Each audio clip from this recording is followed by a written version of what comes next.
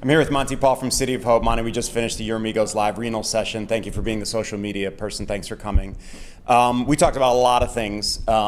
We didn't talk really much about the refractory setting and drugs like tivozanib and some of the other new drugs in this space. You've been involved with TiVo's development. Talk about where you use TiVo in practice and then maybe some of the ongoing trials that are looking at that agent. Yeah, well, you really got me involved with TiVo-3. Thank you for that. I mean, I tend to sort of use it where it's been approved for the most part in that third or fourth line setting.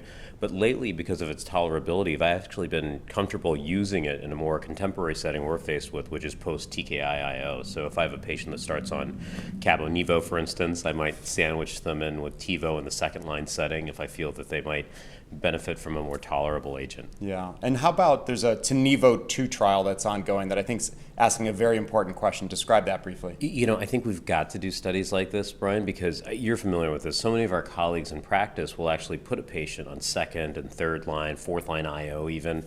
We've seen every permutation of this. So TiNivo-2 really gets at the question of whether or not adding nivolumab as perhaps a second line therapy or third line treatment after initial IO therapy really makes sense. So it'll really put some data into this otherwise data void area. Yeah, and there's also the CONTACT-03 study that I think you're involved with as well, cabo-atezo versus cabo. So two big randomized trials that'll answer the value of IO after prior IO, I think really critical for the field. Thanks for coming to the meeting. Hey, thanks a lot, Brian.